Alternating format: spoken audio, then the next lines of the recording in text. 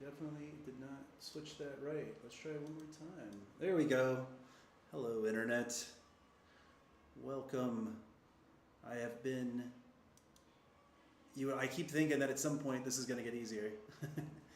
And I think it will eventually, but I am still fumbling and learning my way around the streaming software OBS and all of the configurations that it needs and all of the adjustments that are necessary.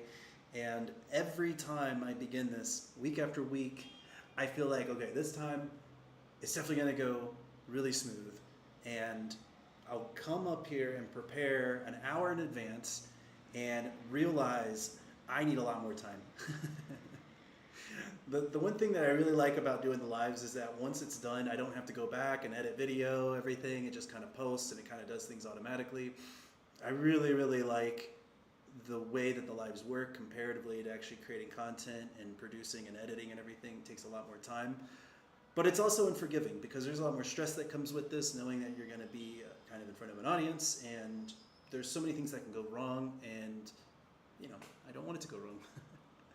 But anyway, for those of you that don't know, my name is Blake. I help guide those on a spiritual journey to help answer life questions they didn't even know they had. I am also an empowered tech marketing consultant where I am running a school group. If you don't know what school is, it is a tool, a platform, if you may, where you can create communities and develop and share the resources that you have to a larger set of people that share that interest.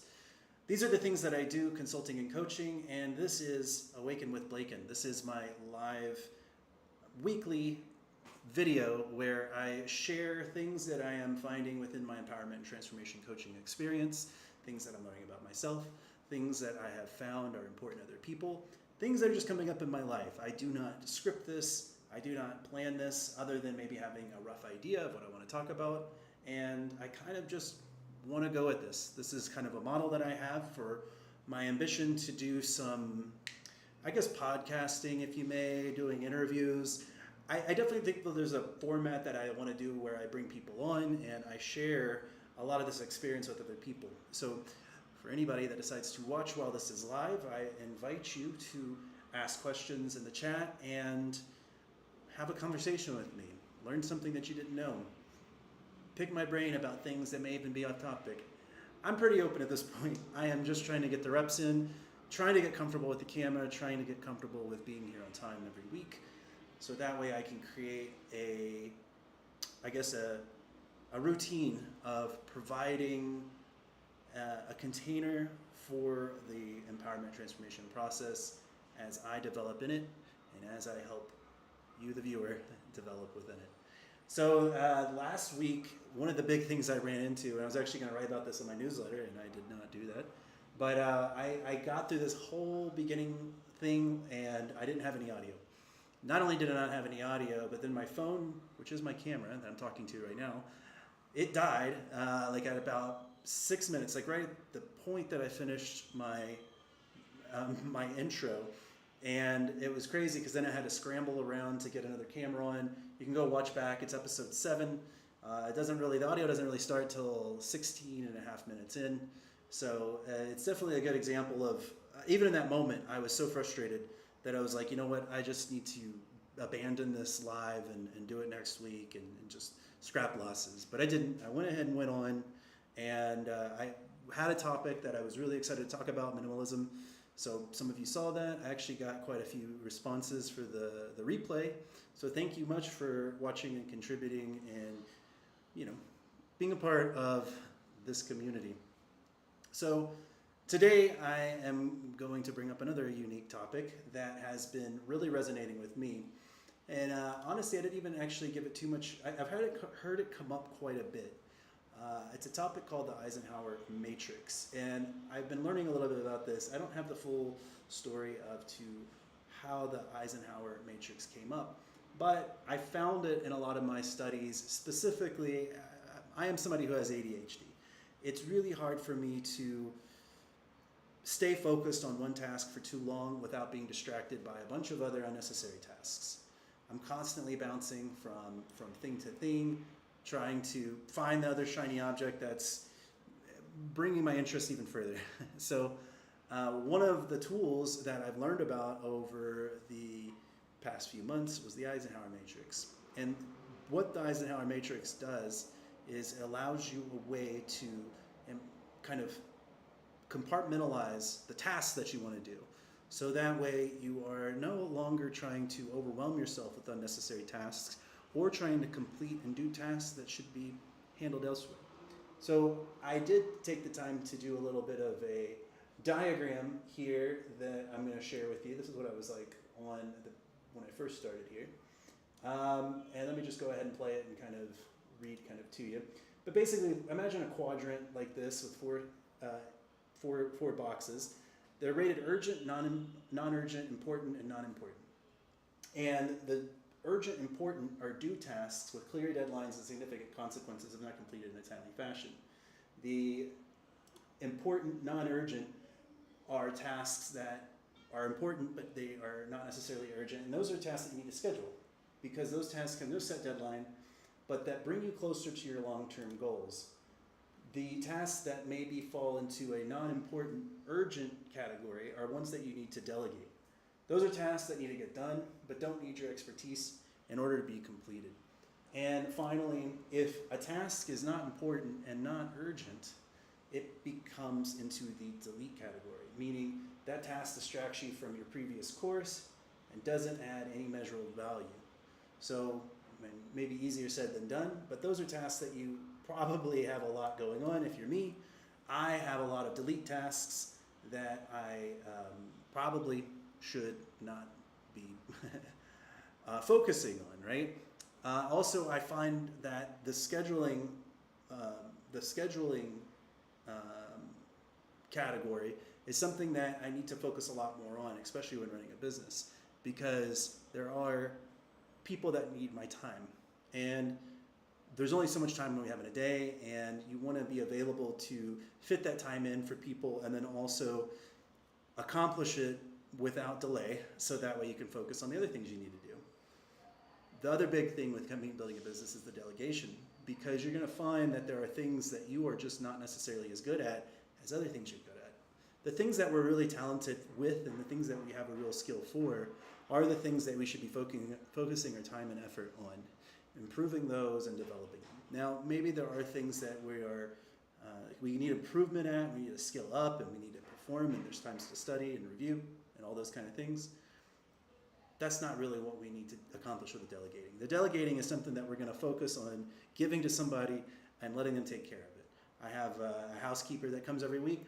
That's my delegation. I am not going to sit around and clean and detail the house week after week. It's not going to happen to the skill that I'm going to be able to do if I have somebody else do it for me. Very much something that needs to be delegated.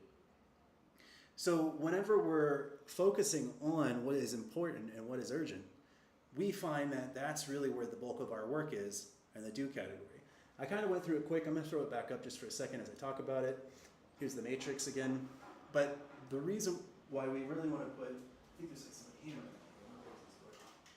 We really want that do category to be a composition of all the tasks that we really need to actually accomplish.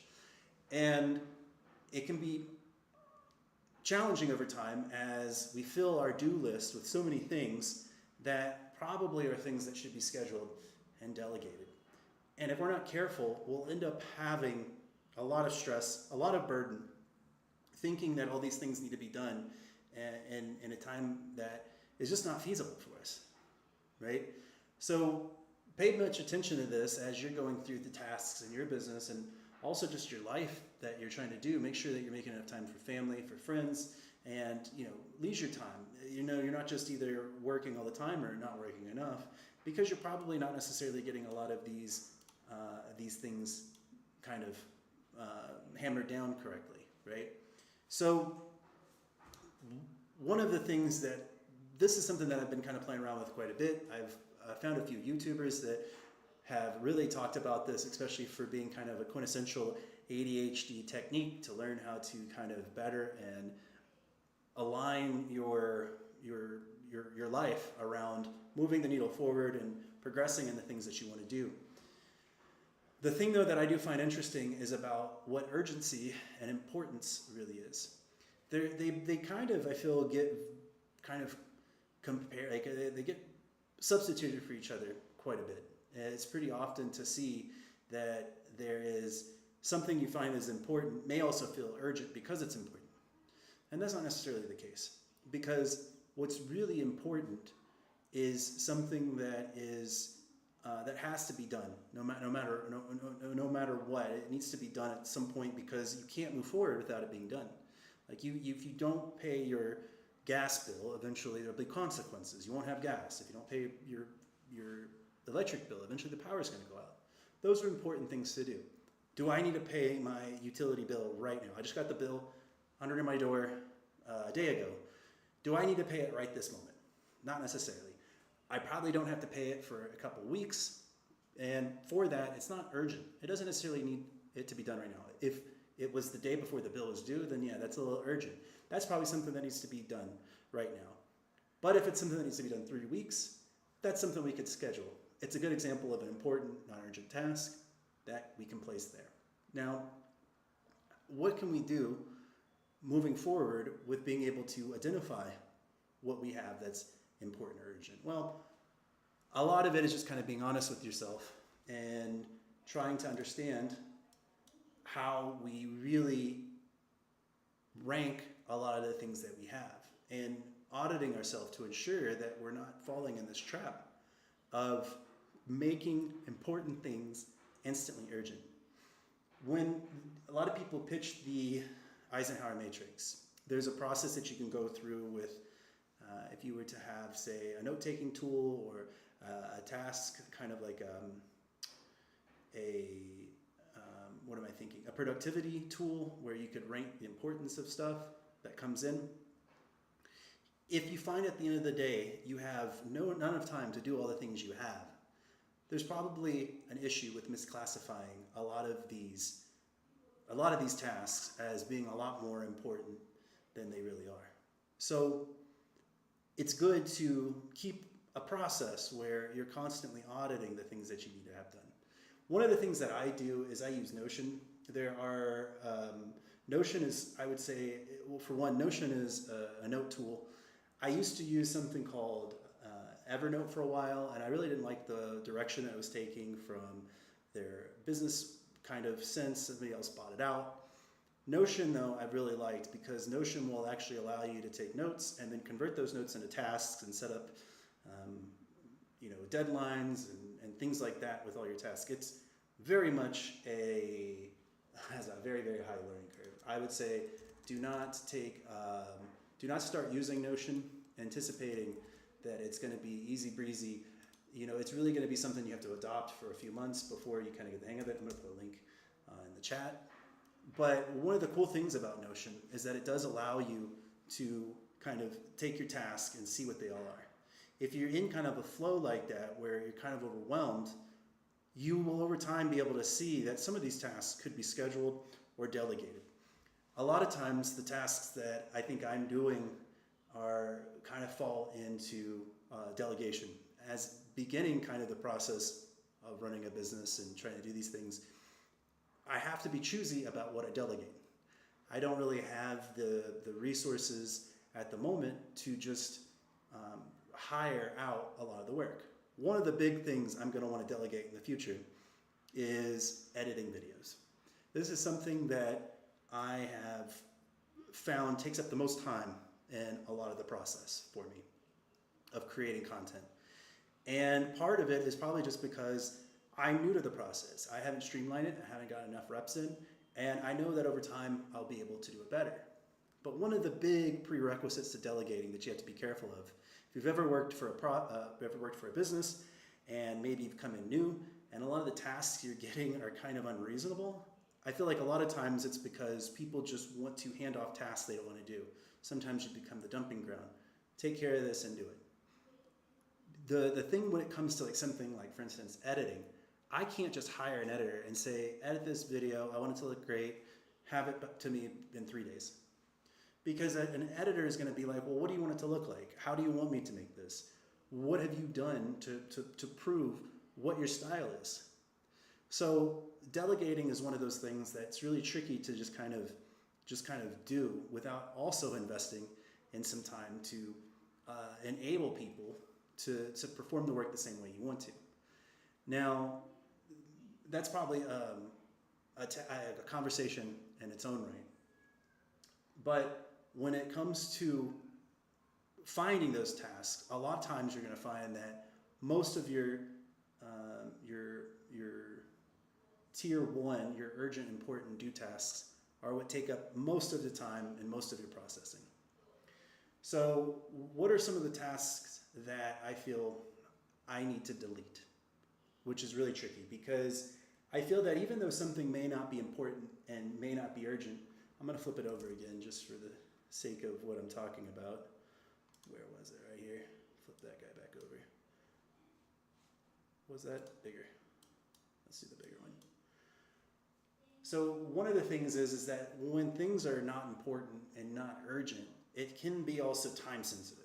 I feel that the urgency of something is really based on really kind of what time you have. If the bill needs to be paid in the next 4 days, then that's pretty urgent. Or if it needs to be paid today, it's pretty urgent, and it becomes important. But there's also times where things are not important and not urgent yet, right?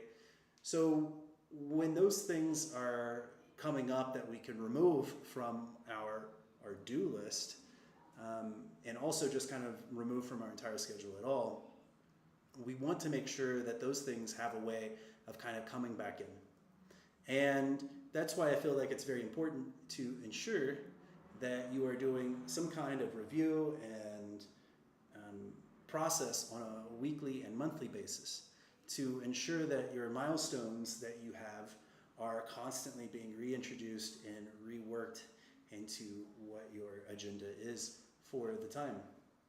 One of the processes that I have been doing is I have a whiteboard behind me, and it is full of just ideas and just things that I want to do, right?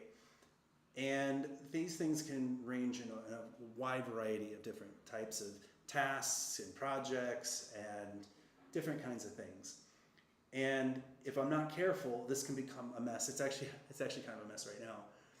But one of the things that needs to happen on a weekly or monthly basis is that you need to take all these ideas, however you're capturing them, however you're recording them. If you have a notebook, you need to sit with all those things, and they need to either go into individual tasks or individual pieces of work that can be done and put to some kind of time tracker. Notion does a really good job of this.